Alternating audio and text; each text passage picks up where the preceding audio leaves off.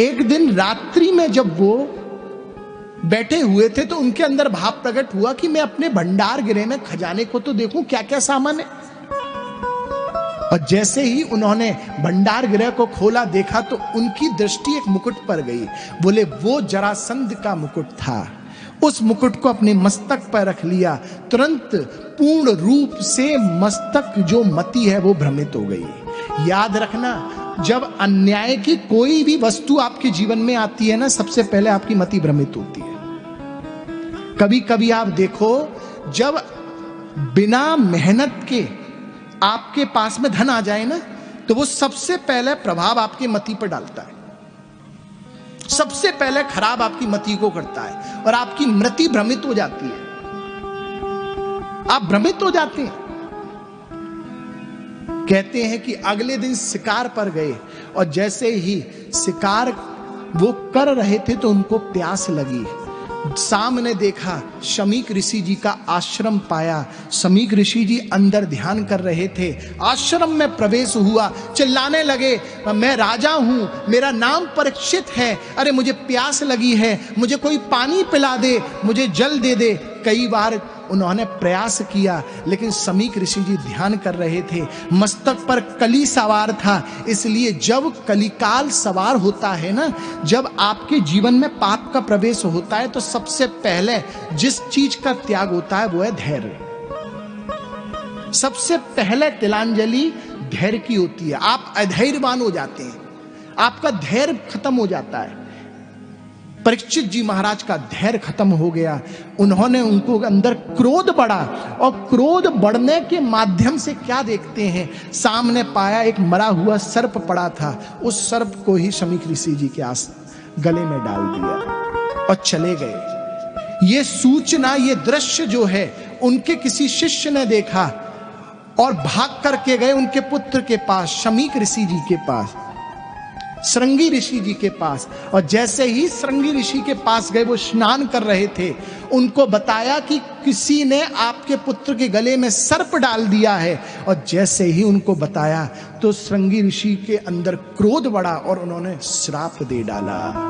आज से 7वें दिन जिसने ये कृत्य किया है उसको श्राप प्राप्त है, उसकी मृत्यु हो जाएगी। और ये श्राप सिर्फ बंधुओं उनको ही प्राप्त नहीं है, ये श्राप हम सबको प्राप्त हो गया परीक्षित जी के माध्यम से। आज जीवन में 7 ही दिन है, 8वां दिन तो है ही नहीं।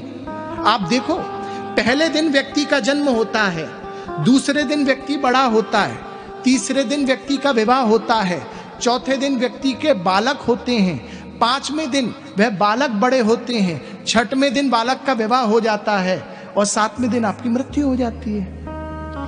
सब कुछ इसमें हो गया। जीवन में 8 दिन है ही नहीं, 7 दिन है, 7 रात्रि हैं, और तो है ही नहीं।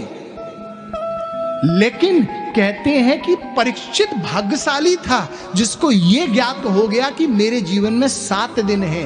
हमारी देखो, हमें तो यही नहीं मालूम है कि हमारे जीवन में कितने दिन है। उसको कम से कम ये मालूम तो था कि उसके जीवन में 7 दिन बचे हैं, हमें नहीं मालूम।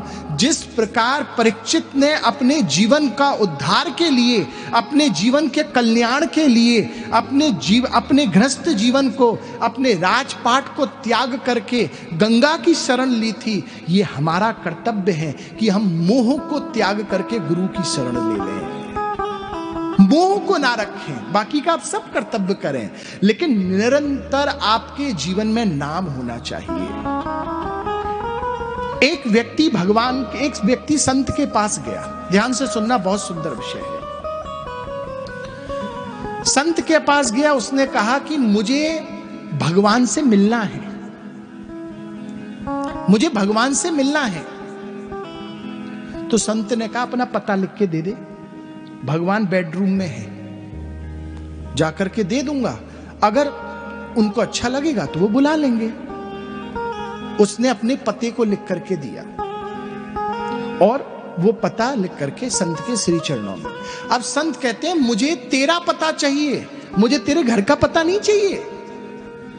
आश्चर्य में पड़ जाता है, ये घर तो मेरा ही तो है। नहीं नहीं भैया, मुझे तेरे घर का पता नहीं, मुझे तेरा पता चाहिए। फिर आगे चलो, हो सकता है घर का नहीं फैक्ट्री का पता मांग रहे हो। तो कहते हैं कि फिर उसने फैक्ट्री का पता लिख के दिया। तो वो संत कहते हैं भैया मुझे तेरी फैक्ट्री का पता नहीं चाहिए, मुझे तेरा पता चाहिए, मुझे अपना पता दे।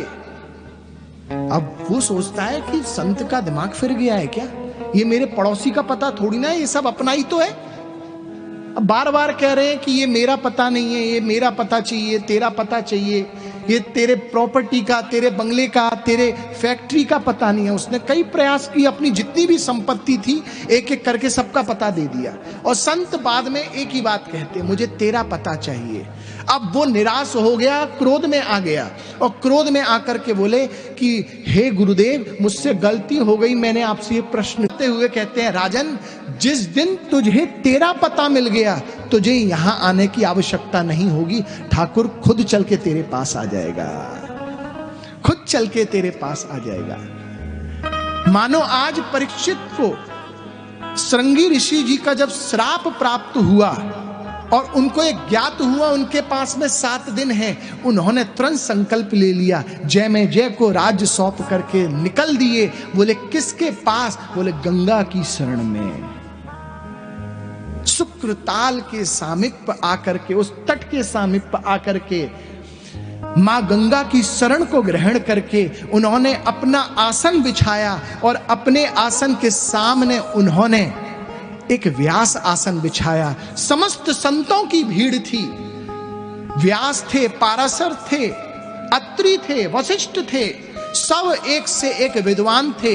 प्रश्न कर रहे थे कि जिसका मरणासन करीब है, जिसकी मृत्यु नजदीक है, उसको क्या करना चाहिए? कोई कहता था दान करो, कोई कहता था धर्म करो, कोई कहता था पूजा करो, कोई कहता था तपस्या करो। उससे संतुष्टि नहीं मिली और अंत में फिर अपने नेत्रों को बंद करके भगवान के श्री चरणों में उसी स्वरूप का चिंतन करने लगे जो स्वरूप उन्होंने अपने गर्भ में देखा था। कहते हैं कि उसी स्वरूप का चिंतन करते करते एक अद्भुत स्वरूप, एक अद्भुत कांति से सुसज्जित एक अद्भुत चमत्कार होता है। बोले क्या? तत्रा भवत भगवान व्यास पुत्रो यदृक्षया गामटमानो नपेक्ष अलक्षलिंगो निजलावतुष्टो व्रतश्च बालैकरवधूत वेश।